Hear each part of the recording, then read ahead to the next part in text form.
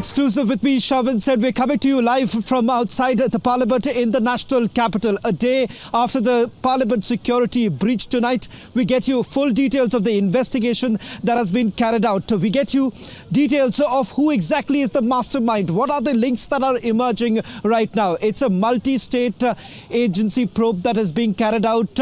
Not one, but multiple agencies into it. Tonight, we'll take you through full details of all the accused.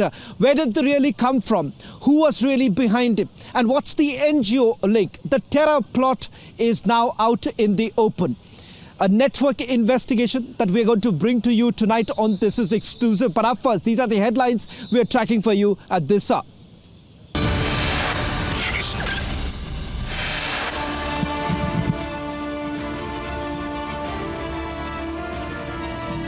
A day after the biggest security compromise at Parliament, Republic pieces together the terror plot behind.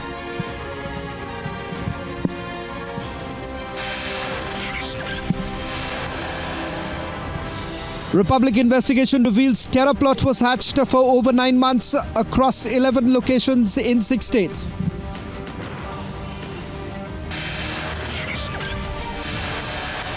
Mastermind tracked in West Bengal. Republic Bangla exposes NGO angle to Parliament attack.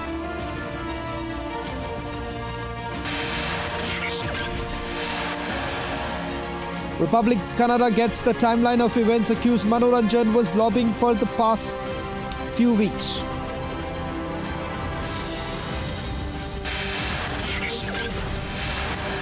Mega face-off in Parliament over security compromise. Opposition demands discussion.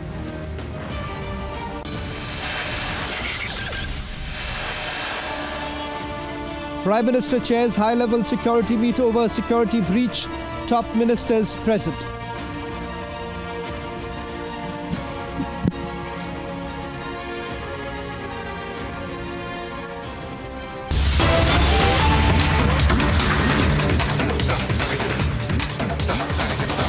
Starting the initiative with the first big breaking news now coming in. Who is the mastermind of the Parliament security breach? Ladies and gentlemen, it turns out a man who goes by the name of Lalit Jha, based out of Gurugram. In fact, it is he who hosted the 4 other accused, 2 who were nabbed from the very location where we are broadcasting right now from, and the other who happens to be Manorajan and Sagar. All of them actually met Lalit Jha.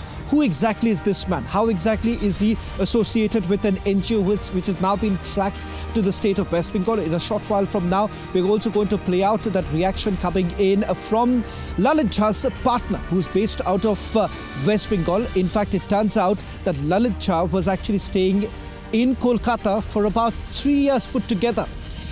It was in a rented apartment in Bada Bazaar in Kolkata where Lalit Jha was actually staying. My colleague Akil also spoke to his NGO partner who has revealed the entire plot. He says that soon after the ruckus that took place at this very location from where we are broadcasting right now, 2 of them, Neelam and Anmol, who were nabbed from this very location behind me. Lalit Jha, the mastermind, was present. In fact, from this very place where we are currently broadcasting, Lalit Jha was using his mobile phone and filming the ruckus that took place exactly at this particular location. What happens next? Ladies and gentlemen, he sends that video to his NGO partner who's based out of West Bengal. He says, take a look at this particular video safe Rakhna. That WhatsApp conversation has also been accessed by Republic TV. We'll put out those details in a short while from now. Let's try and bring in my colleague Akil, who's going to join us on this broadcast, give you the full details of one, his conversation with the NGO partner, and second, the details that are coming in about his stay in Kolkata. Akil, you spoke to his NGO partner. What is it that is emerging from the investigation so far? Is his NGO partner also under the scanner? And also the WhatsApps that have been accessed by Republic TV, in which it goes on to indicate that Lalit Jha was actually in touch with his NGO partner based out of West Bengal. Well, Shravan, yes, absolutely. We have been tracking Lalit's kith and kin, and what we have been told by the family members, and we have tried to trace his family members also. But the first thing we have got is the NGO with which Lalit was associated. So there was a West Bengal-based NGO with which Lalit was associated, and we spoke to the founder of that NGO, and Nilaksh is the name of the founder of that NGO, and he said to me in an exclusive interview that Lalit has been associated with him for 3 years, and he has been constantly in touch with him, and both of them met basically in Kolkata itself at an event, and since then they have started working together. And after that, the NGO owner has asserted him to join his firm, and then Lalit onboarded on that NGO. And after that, then they started working together. And initially, Lalit have not been offered any position, and then after that, Lalit was made the secretary of that organization. And when we inquired about the registration process, the NGO founder, the owner of that NGO, has said that we haven't got registered. When we again repeated the question and we tried to inquire again and again, then he said कि हमारे NGO का जो advocate था जिसके through हमें registration कराना था, उसके घर में कोई डेथ हो गई जिस वजह से हम उसका रजिस्ट्रेशन नहीं करा सके. So he kept on dodging that question about the registration process and the funding process, because we also inquired about the funding, from where basically he was getting all those funds to run his organization. And then he kept on dodging it that no, we just work on the social front. We just try to educate tribal kids who haven't got access to good education. And when we inquired about the nature, the dynamics of the organization, then he said that we have been just trying to bring out the legacy of Subhash Chandra Bose, and we have been just following his legacy, and we tried to bring more activism. And when we try to catch him through different lenses, through different fronts, when I inquired about him joining his NGO, he said, no, you can't join our NGO because we just work on the activism. When I inquired about him that I'm a very keen observer and I want to join your NGO as an intern, then he said, no, we just work on the activism front. So if you want to do some activism work, then only you are welcome to join on that front. Yes, Shravan. Okay. Thank you very much, Akhil, for getting us the latest details. In fact, let's also play out that conversation that my colleague Akhil had with the NGO partner of Lalit Jha, Nilaksh Aich, who's based out of Kolkata, in fact, in West Bengal. And his father says that there is no NGO, but Nilaksh does not really shy away from the fact that he has an association with Lalit Jha. Listen in to what Akhil had to say. वादी सुभाष सभा से एक ललित झा हैं, वो भी जुड़े हुए हैं. उनको जानते हैं क्या आप? हाँ, वो हम लोग का मेंबर थे, मतलब हम लोग का ऑर्गेनाइजेशन का मेंबर थे. क्या सेक्रेटरी हैं क्या है? हाँ, सेक्रेटरी हैं क्या? साम्यवादी में सेक्रेटरी हैं क्या? हाँ, वो हम लोग का ऑर्गेनाइजेशन में सेक्रेटरी के पोस्ट में कुछ महीने थे. हाँ. तो वो क्या मतलब कहाँ, बिहार से हैं वो, कहाँ से हैं? उन्होंने बोला था वो कोलकाता में रहते हैं, पर और कुछ नहीं बोला. उन्होंने बोला था वो कोलकाता में कहीं पे रहते हैं, मतलब प्रॉपर्ली कहाँ पे, कौन सी जगह पे, वो नहीं बोले थे. नहीं, लेकिन वो तो बिहार के रहने वाले हैं, मतलब ऐसा तो हमें सुना कि वो बिहार के रहने वाले हैं. उन्होंने हमको बोला था वो कोलकाता में रहते हैं, और हमारे साथ उनका परिचय भी कोलकाता में ही हुआ. अच्छा, आप उनसे पर्सनली मिले हैं क्या? हाँ, मैंने उनके साथ अप्रैल के एक इवेंट में सेंट्रल एवेन्यू, कोलकाता के central Avenue Indian association hall में एक इवेंट हुआ था, वहाँ पे मिले. अच्छा, वो किस टाइप के हैं, मतलब एक्टिविस्ट हैं, क्या करते हैं वो, किस तरह का काम करते हैं वो? उन्होंने बोला था वो सोशल वर्कर है, वो सोशल वर्क करते हैं, बहुत सारे एनजीओ के साथ वो ज्वाइंट है. हाँ, तो बस यही बोले थे. कुछ मतलब क्या जॉब करते हैं एंड ऑल, वो सब कभी नहीं बोले. अच्छा, तो ये जो साम्यवादी है सुभाष सभा है, इसका क्या फंडिंग किधर से होता है? कौन करता है फंड आप लोग को, कैसे करते हैं? मतलब हम लोग का जो मंथली हम जो पॉकेट मनी एंड ऑल, हम लोग कॉलेज स्टूडेंट है, तो हम लोग का जो पॉकेट मनी एंड ऑल मिलता है, वहाँ से 150 ऐसे करके जुड़ के चलाते हैं. नहीं, तो ललित झा को अगर सेक्रेटरी बना रखा आप लोगों ने, और जैसे मैं इस पे देख रहा था इंस्टाग्राम पे, आपके पेज पे लिखा हुआ है साफ कि ललित झा जो है वो सेक्रेटरी हैं आपके ऑर्गेनाइजेशन के, है ना? तो वो किस तरीके से, मतलब उनको पैसा वैसा कैसे देते हैं आप लोग? पेमेंट तो करते होंगे ना, उनकी पेमेंट कैसे जाती है? नहीं, हम लोग का तो कोई मतलब कोई भी पोस्ट बियरर कोई भी पेमेंट नहीं लेते हैं. कंप्लीटली सोशल वर्क रिगार्डिंग है, तो मतलब कम्प्लीटली कोई भी पोस्ट बियरर को कोई पेमेंट नहीं दिया जाता है। अच्छा अच्छा अच्छा। तो ये जो आपकी ऑर्गेनाइजेशन है वो मतलब रजिस्टर्ड कहाँ पे है? रजिस्ट्रेशन प्रोसीजर इस दिसंबर में ऑनगोइंग था।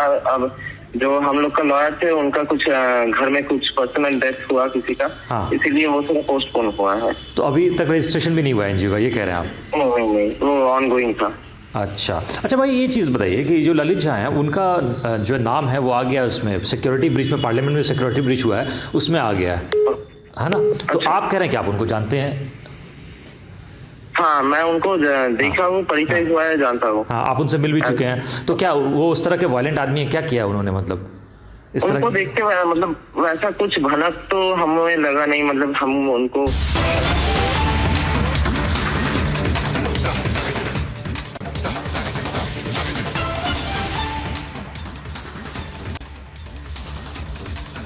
Well, in fact, ladies and gentlemen, let's make no mistake about the fact that the attempt that was actually made by these individuals cannot be taken very lightly. And what was the real motive? If you really go back through the background of each of these individuals, it goes on to only indicate that there is a larger motive in picture. Tonight, through the investigation that has been done by Republic TV, it's quite clear that the attempt was basically to defame. The attempt was basically to disrupt the proceedings in the Lok Sabha, and more importantly, trying to send across a message. Was it the appropriate manner? This and much more questions that are still being asked. Joining us on this special broadcast on This Is Exclusive is senior BJP parliamentarian Mr. Mahesh Jethmalani. Mr. Jethmalani, thank you so much for joining us on This Is Exclusive tonight. Let me straight away begin by asking you this question. Some of the accused in this particular case have clear leanings. The very fact that they've been participating in the farmers' protest, then you've had several other protests that have taken place in the national capital. There appears to be a clear agenda. Yeah, I mean, given the background which you just mentioned about their agit-prop activities, right, farm protest and all that, so we know what their connections are, right? We don't want to spell it out because an investigation is pending and we don't want to make any sweeping allegations at this stage. But given their antecedents, you can take an educated guess as to who's involved in this.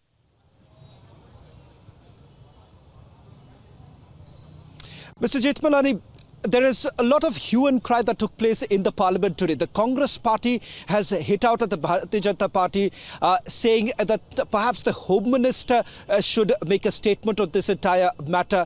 But on a matter like this, of a huge national security, shouldn't the political parties speak in one voice?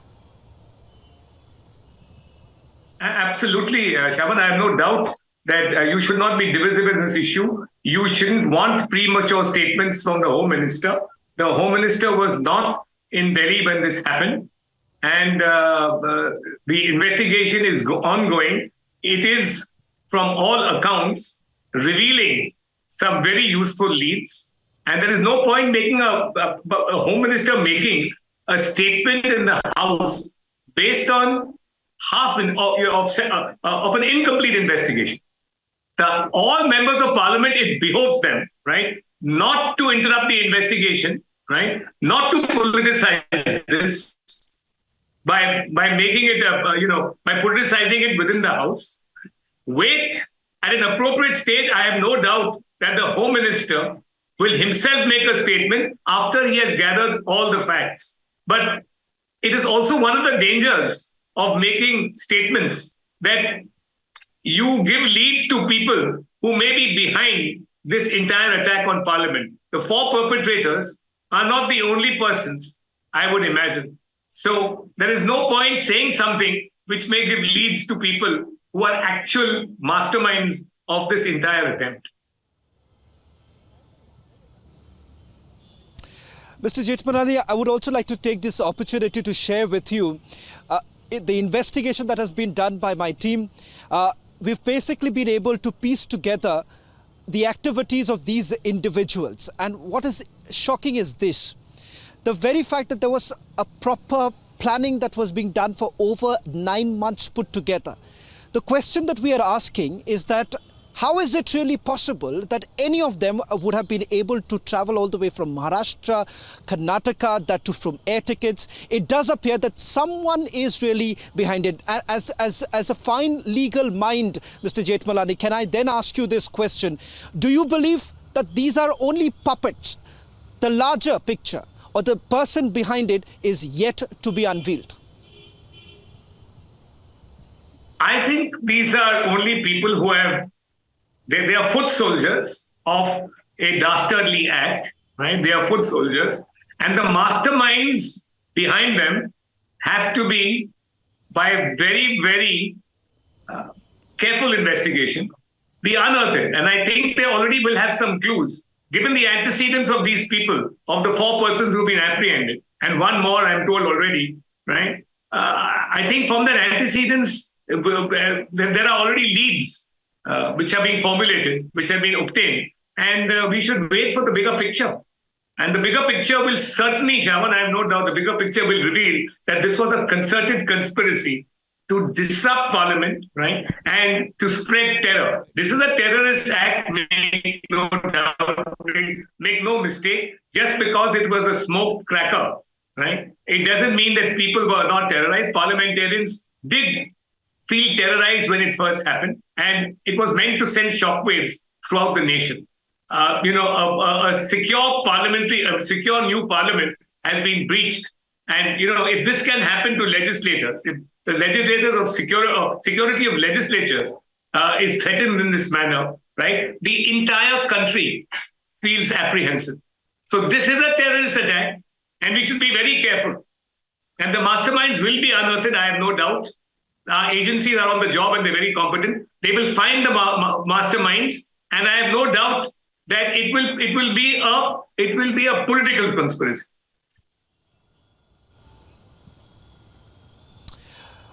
Mr. Jethmalani, one final question that I want to ask you as a Rajya Sabha parliamentarian also, because you made a mention of the fact that it does send a shockwave, especially it assumes significance because it happened on the anniversary of the December 13th attack that took place in the parliament, something that none of us would ever forget. What is it that you would finally like to say in terms of the security, within the parliament? As a parliamentarian, what is it that you would like to propose? Because at the end of the day, this is not about any one political party. This is about our nation. This is about the security of our parliament, something that we take immense pride in. Well, this seems to be motivated by animus against the existing government. It is meant to undermine Modi's, image as being completely on top of the country's security. It's meant for that. Right? It's not surprising that a BJP MP has been compromised. That's also part of the plan. If it had been any other MP, what would have happened. But they deliberately chose a BJP MP, right, who was compromised. Through his staff, in all probabilities, the investigating agency will probably have that person who actually got these people to the MP to sign off on their pass. Right? They will probably have that. So this is a very, and as you pointed out, it is the 13th of December. Remember, there's an overseas Khalistani terrorist whose name I'm loath to take, who has threatened that something will happen on the 13th of December. Right? He had earlier issued a threat about a airline hijacking and blowing up plot in the future on the 19th of November. Right?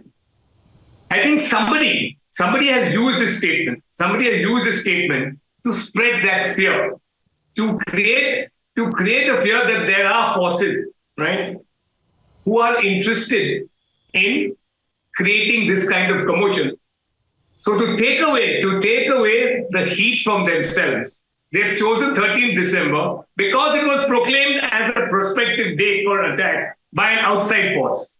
Now, whether the forces within India are acting in concert with forces outside India, or they're using him as a diversionary tactic to cover up the fact that it's an internal plot, I do not know. But the date is sinister, and there are one of these two alternatives.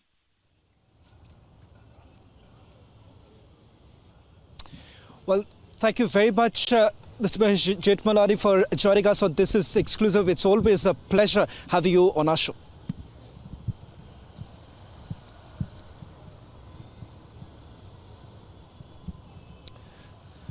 Well, in fact, that was Mr. Mahesh Jetmalani, Rajya Sabha parliamentarian, joining us on this broadcast.